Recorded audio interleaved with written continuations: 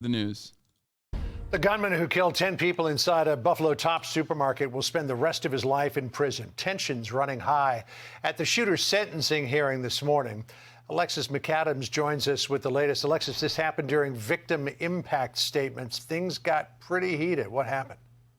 Yeah, John, it was an emotional day in the courtroom. We knew that was going to be the case. This shooting happened 9 months ago, but this is still in these people's minds every single day. These heartbroken families talking directly to that gunman who took 10 innocent lives. One told the suspect she wanted to choke him out, and then there was chaos in that courtroom. Watch. They should let you have a couple hits, by the way. I'm a firm believer in rehabilitative justice. I think the justice system should serve everyone equally. But, like, you should get at least a couple hits. You know what I mean? It's kind of fucked up. It's kind of fucked up that they just, like, immediately separate you, you know? Just a couple, dude. Come on. Like, what's the worst thing that could happen? I'm not talking permanent damage, but just a little bit of stress release, you know? Just a few. And then rehabilitation can start. You know what I mean? Victim impact state, but literally, yeah, exactly. Yeah, victim impact. And by impact, you're impacting the shooter with your punches, with your fists, or kicks, if you would like to use that. Maybe a headbutt, if you want to get crazy with it. You know what I mean? Like a couple.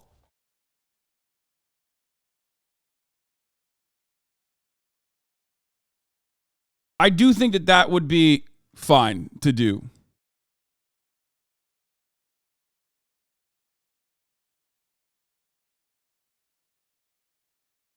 Anyway.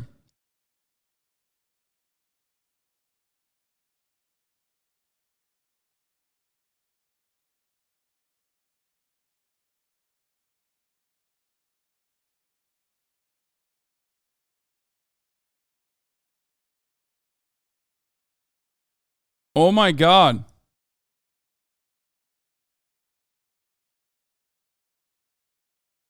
Oh my God, MHUD. I had no idea. Oh my God, I'm looking at the mod chat. That's crazy.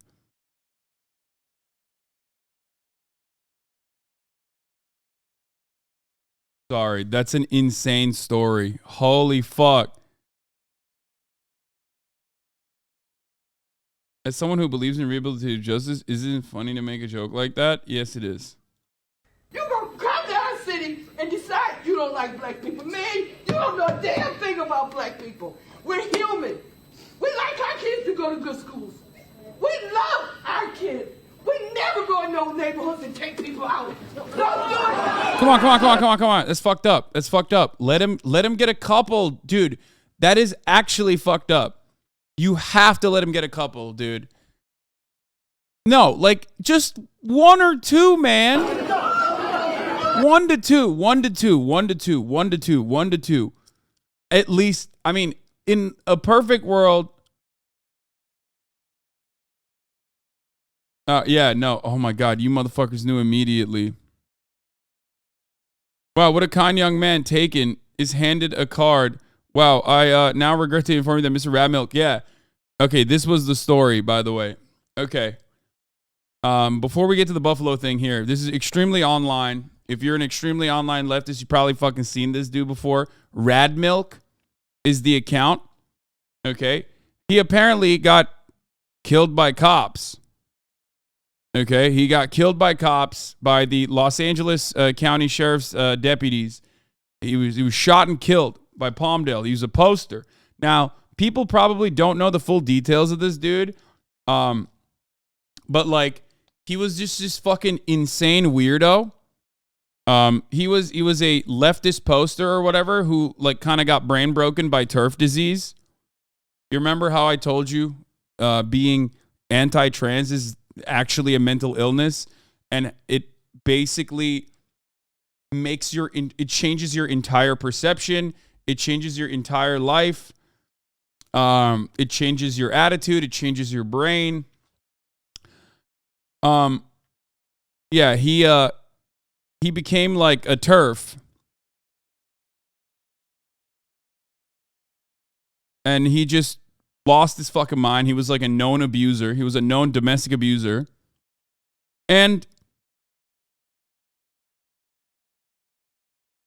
not only was he like a known abusive person, he also, on top of that, was, had TERF brain disease. This person is like, what the fuck? My friend Everett passed away. He was a creative inspiration and insanely kind friend.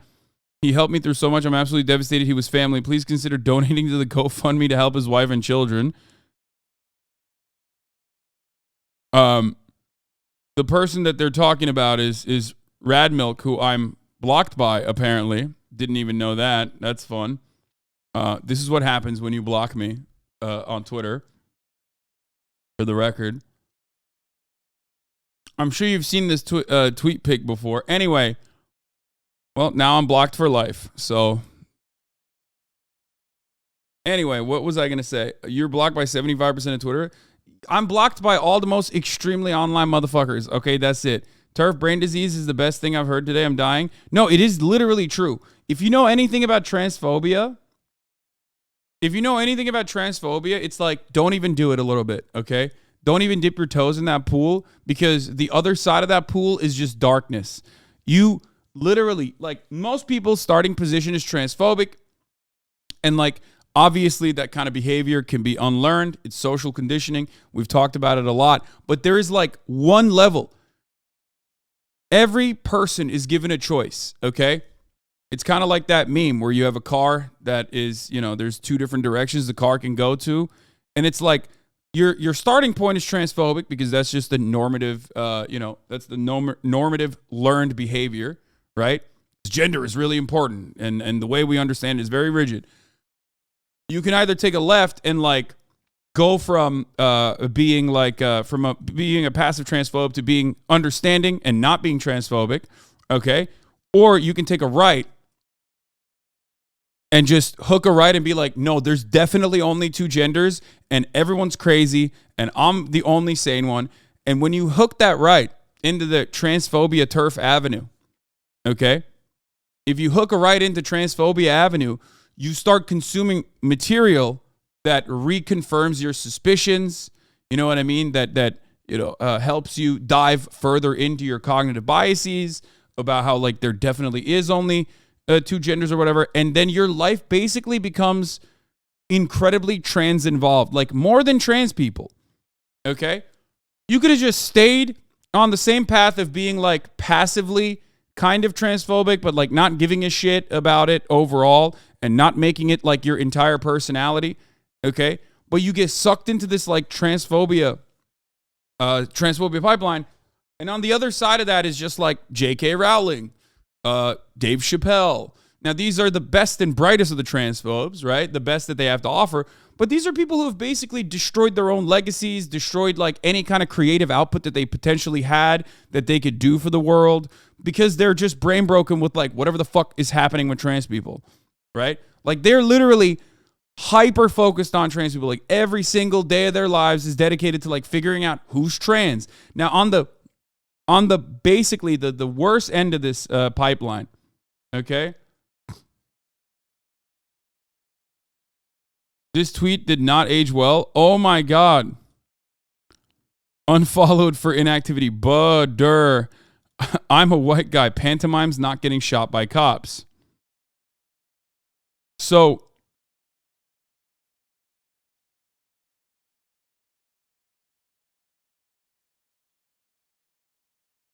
you just hyper focus. You just hyper focus on trans people. It's like something that you can't get your mind off of. And then at the worst end of that, okay, you become like the type of person who is, what was it called? I knew Radmilk for 9 years and been warning people about him for the past 5. Lots of people didn't believe me about him being a piece of shit. One of his last thoughts online was that non-binary people don't exist. Now who doesn't exist, bud? Yeah, exactly. Yeah, it's such a short transvestigations. That's exactly what I was going to say. It's such a short trip from mild transphobia to becoming a transvestigator weirdo and accusing random people of being trans. When you get to the final stage of transphobia, you become a transvestigator. We've talked about this before. I'm sure you guys have seen it, where you think like all Hollywood celebrities who are definitely cis are actually trans, which is funny because it ultimately turns back around and it loops into like abolishing gender in a weird way, because like if everyone is trans, then technically no one is trans, if you know what I'm saying, where like they think that people in their lives are actually secretly trans, and like they start seeing trans people not only in like the news and the media and all the time, and like, you know, building kitty litter boxes or whatever at schools, but they also start believing that like the cash register lady is actually trans. You know what I mean? It's just like you just hit this like insanity. You hit the last stage of TERF Brain, and you become this person who thinks everyone around you is trans. Being transphobic is not the default. We get conditioned into starting with blue, pink gender reveals and shit like that. No, you just redescribed my perspective. You just redescribed the thing that I said. I said transphobia is the normative state that most people start off with because it's learned behavior as a consequence of our improper understanding of gender being a rigid binary. You literally took that and then wrote it back to me in the chat, but with less words. Anyway, we're both saying the same thing. Okay, so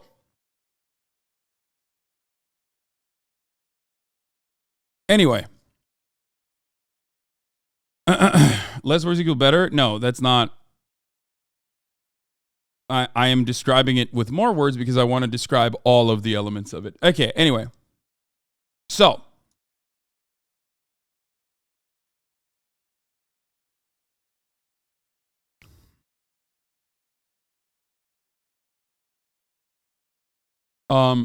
apparently he was like a very, like a bad dude, very bad dude. Anyway, he got murdered by the police because he was trying to murder his wife with a knife, as far as I understand. Los Angeles County Sheriff's Department deputies shot and killed a poster. A man they say was armed with a blade in Palmdale Friday night. The shooting occurred around about 10:20 p.m. After deputies responded to a domestic violence report. The man who was armed with an edged weapon moved towards the deputies, prompting at least one of them to open fire, according to the department, which said a blade was recovered on the scene. Now, I'll just say it like this. I don't think the cop should have killed him. Okay? I don't think the cop should have killed him, but, you know, that's police brutality for you. That's a police state for you. They definitely could have apprehended him without murdering him. But they didn't.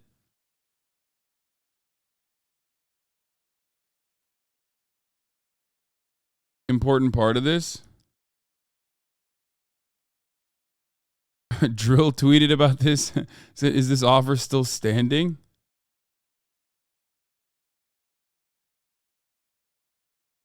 God damn. Said, I can't offend non-binary people because they simply do not exist. Anyway. One of the funny components of like transphobia is that when you get to the last level of like TERF brain disease, the mental illness known as being a TERF,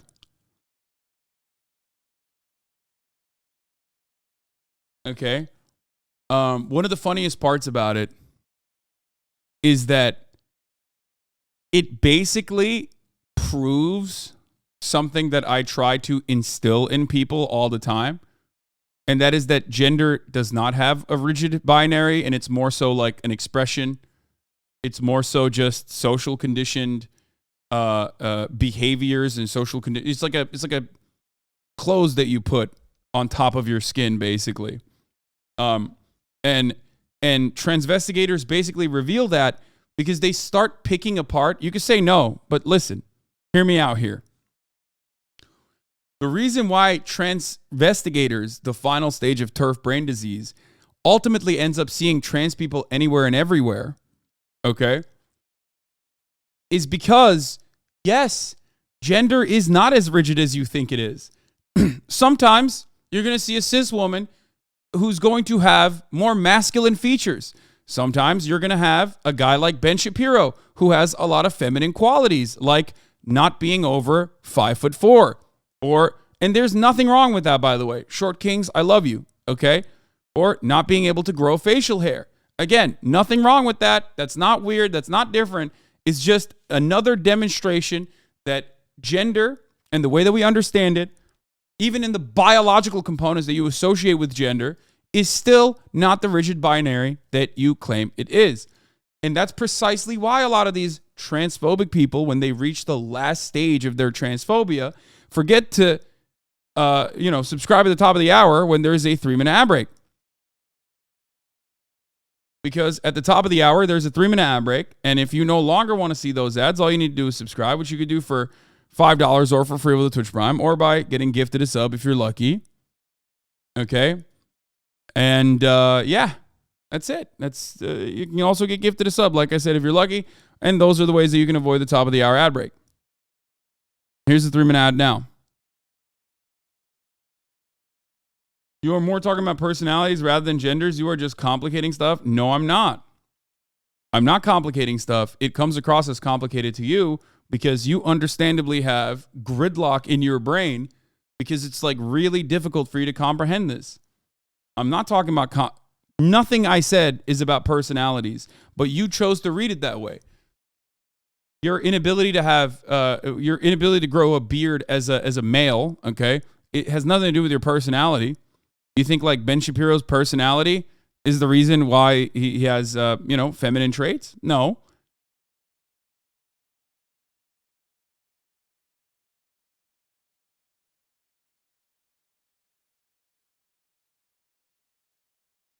Gamer girl, ooh woo, thank you for the 5, get the subs.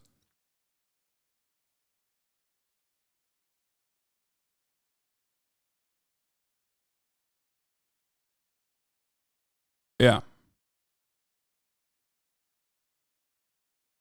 It is certainly an expression.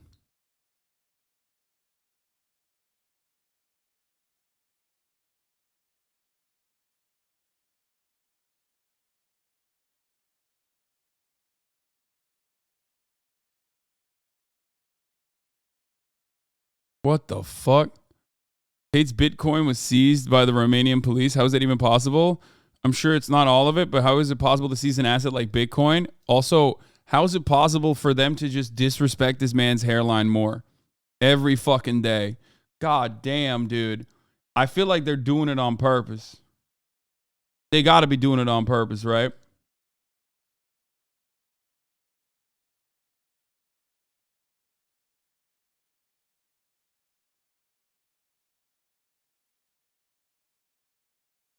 Bald by choice, by the way. Again.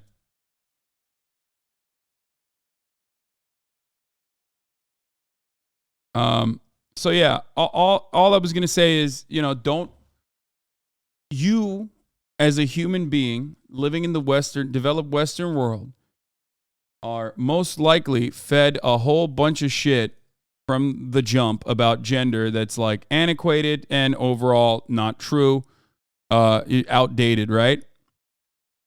And you personally believe in that stuff, go off on that shit, hyper focus on it, and you have two options. You can either like recognize that a lot of that stuff is just a suggestion and ultimately untrue, okay, and that trans people should be left alone and allowed to do whatever the fuck they want as long as they're not hurting anybody, and they certainly are not hurting anyone by operating in society.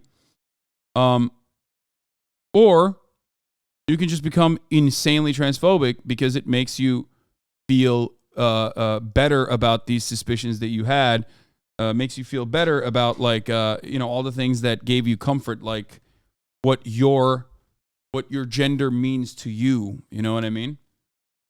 And when you do that on the other side, when you go down that other path, though, when you go down that transphobic path, unfortunately, you become completely fucking brain broken. And the more brain broken you become, the worse your life will get. You're just like upsetting yourself for no fucking reason. You know what I mean? You're just upsetting yourself for no reason.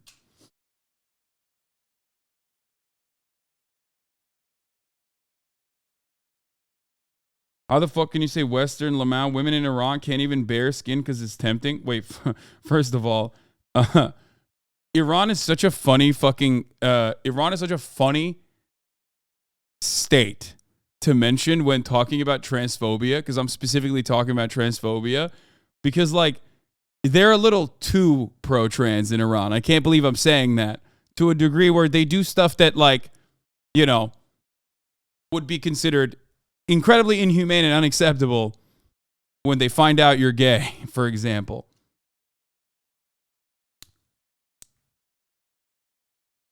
Iran is the one country that you did not actually have to mention when talking about transphobia.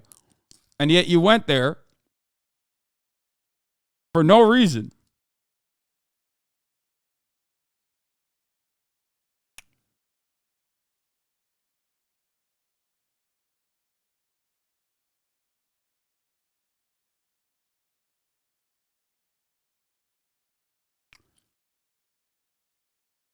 Iran is not anti-trans.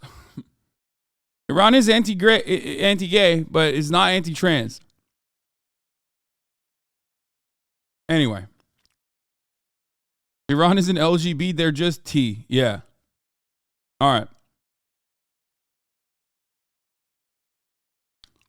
Not that it matters, because, like, you know, every country's got some weird shit.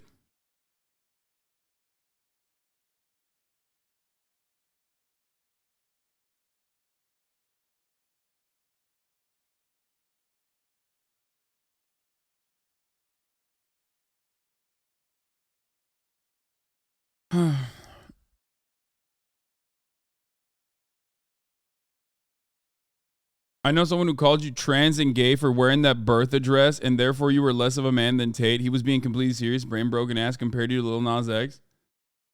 Yeah. I'm very comfortable in my own skin. I'm very comfortable with my sexuality. That, like, you know, that sort of stuff does not faze me. And ironically, if you are uncomfortable, you are less of a man. You know what I mean? Like Lil Nas X, in the way that you understand, in the way that that person understands gender and expressions of gender and masculinity, both myself and Lil Nas X are more of a man than he is. If you think about, because in a lot of instances, these people mistake like being masculine or being a man with a positive trait of being confident. That's it. When people talk about like alpha males, when people talk about being a man and what it means, like they're just talking about being a confident and successful person, right?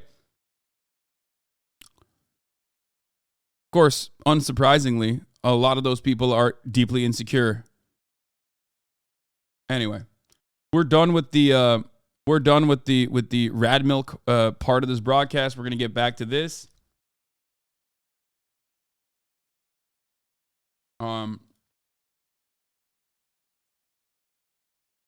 Man charges the Buffalo shooter in the courtroom.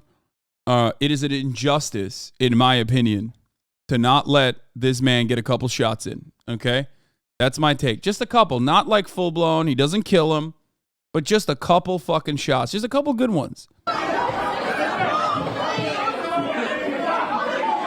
Yeah, and as that chaos broke out, they immediately rushed the suspect out of that courtroom. Peyton Gendron is sentenced now to life in prison without any chance of parole, charged with a long list of crimes, including domestic terrorism motivated by hate and 10 counts of first-degree murder. Back in May, the 19-year-old gunman shot and killed 10 black people at the supermarket in Buffalo, New York. Police say Gendron planned that attack for weeks and targeted those innocent victims because of their skin color. These are those innocent people who lost their lives gunned down, John, while just grocery shopping that day. 9 months later, Gendron apologized to those families in court. I did a terrible thing that day. I shot and killed people because they were black. Looking back now, I can't believe I actually did it. I believed what I read online and acted out of hate. And now I can't take it. This is such a weird thing to like have this like twit longer ass apology when like people make this kind of apology for like, I don't know, buying something that was like considered unethical by Twitter or some shit. Not when you did one of the worst anti-black hate crimes in contemporary history. You know what I mean? It's like in the top 10. He's like, oh man, it's so crazy. Like, I just, I wrote a manifesto, bought guns, trained specifically, and then targeted the one convenience store in the black neighborhood that is like close enough to where I live.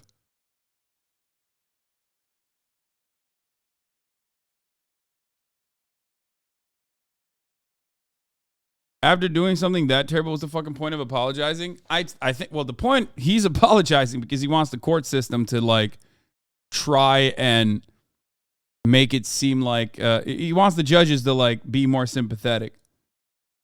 That's why he's apologizing. Yeah. Mass shooting, hate crime, then apologizes if he started playing Hogwarts Legacy. Yeah. Drove halfway across the state. It was not close. He drove like 8 hours for it. I'm saying like close enough that he could get there by car. Back, but I wish I could. And I don't want anyone to be inspired by me and what I did. Yeah, and right after that, John, you could hear some family members in the background yelling, "You don't mean it," and then they were taken out of the courtroom too, so a lot of emotion. Gendron faces more than 20 federal charges. It's a possibility that he could still face the death penalty, John. Well, let's put it this way. He's going to have a long time to ruminate on the horror that he caused that day. Yes. Alexis, thank you.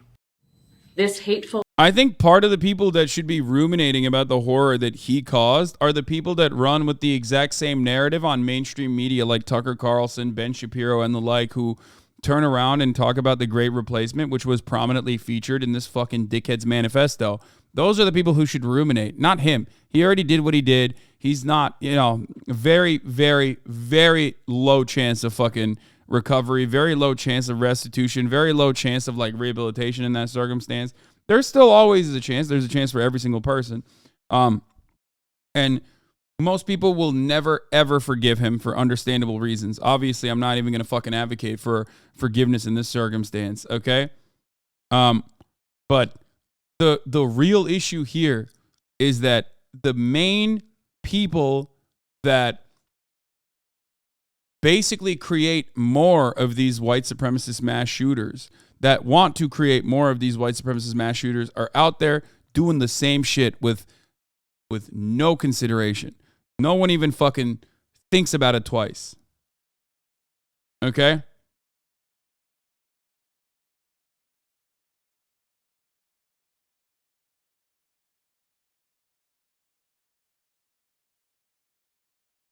act and other similar hateful acts across the country. I gotta pee, I'll be back. Motivated by white supremacy and replacement theory are a reckoning for us as a nation. The ugly truth is that our nation was founded and built in part on white supremacy. However, white supremacy is not inevitable or unstoppable. It has been carefully cultivated and nurtured by individuals and the government for centuries. This is the history that we have all inherited. It has been passed down from generation to generation. We must acknowledge that history. See that history for what it is. Recognize it. And learn from it, or we are doomed to repeat it. Let ours be the generation to put a stop to it. We can do better. We must do better. Our own humanity requires it. These are hard and challenging times. Our characters are being tested. The future of our nation is at stake. Are we up to the challenge? I believe that we are. In the words of Poet Laureate Amanda Gorman, there is always light, if only we are brave enough to see it. If only we are brave enough to be it. The stories of fear and survival.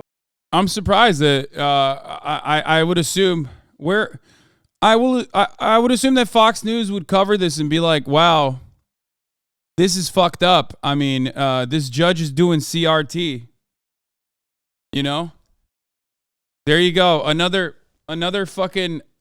judge doing critical race theory here, talking about how America's like foundational principles revolve around justifying and upholding white supremacist values, you know?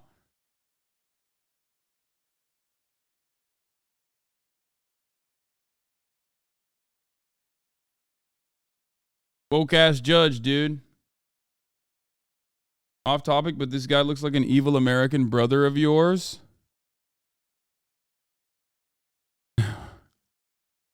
Where do you find this guy?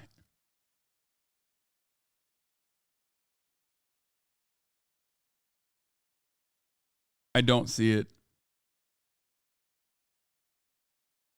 Okay. Victim's name is MSU Morris in the wake of the mass shooting.